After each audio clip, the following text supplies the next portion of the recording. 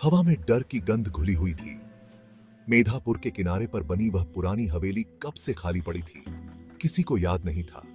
लोग फुसफुसाते थे कि यहां एक चुड़ैल का साया है, एक बदले की आत्मा जो इन गलियारों में भटकती है।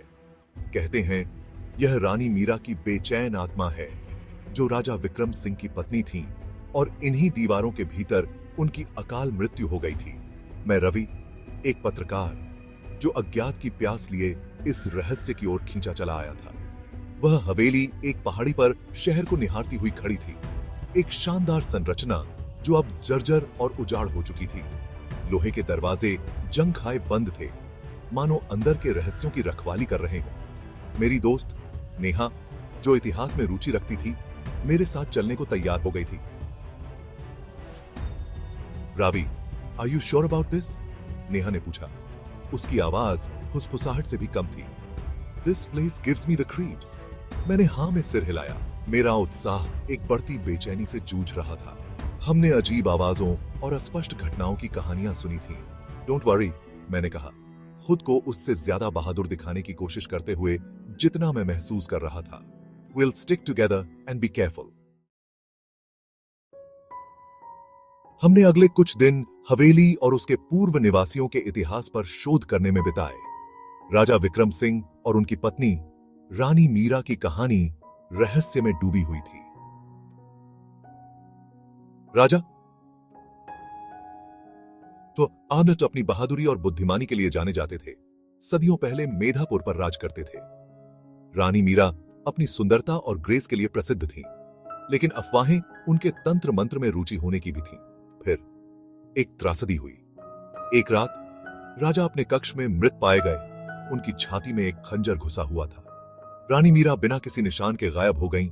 उन पर अपने पति की हत्या करने और काले जादू में शामिल होने का आरोप लगाया गया। हवेली, जो कभी समृद्धि का प्रतीक थी, डर और खौफ की जगह बन गई।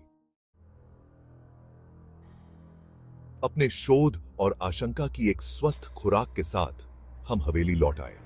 सूरज डूब रहा था। जर्जर संरचना पर एक भयानक चमक बिखेर रहा था। हम जंग लगे फाटकों से रास्ता खोजने में कामयाब हो गए थे।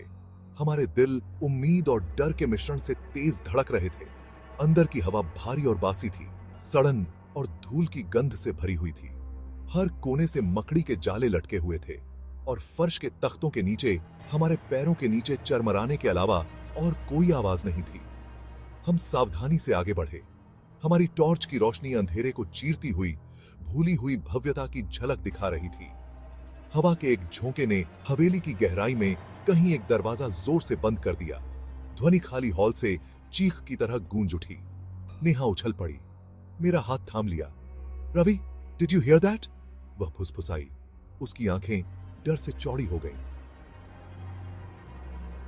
हम आगे बढ़े, चुड़ैल की कहानी के पीछे की सच्चाई को उजागर करने के लिए दृढ़ संकल्पित थे।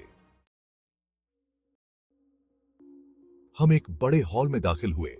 इसकी दीवारों पर हवेली के पूर्व निवासियों के चित्र लगे थे। धूल ने कभी जीवंत चित्रों को ढंक दिया था, उनकी विशेषताओं को अस्पष्ट कर दिया था। जैसे ही हम करीब गए, हमारी टॉर्च की रोशनी उनके चेहरों पर पड़ रही थी। एक चित्र ने विशेष रूप से हमारा ध्यान खींचा। यह रानी मीरा थी। फीके पड़ चुके चित्र में भी उनकी सुंदरता निर्विवाद थी।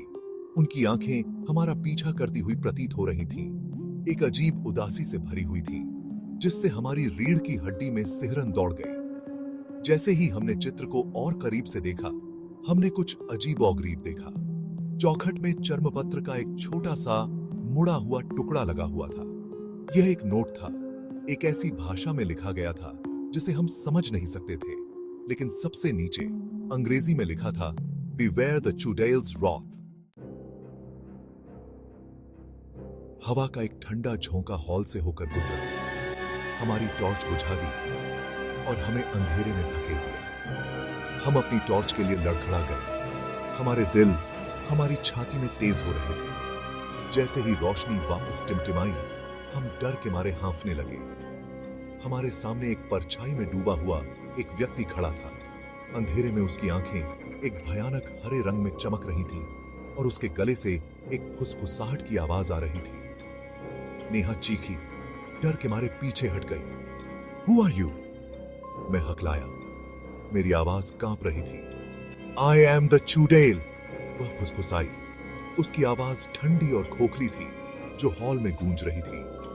You have disturbed my rest। हम फंस गए थे, मेधापुर की प्रसिद्ध चुड़ैल के साथ आमने सामने।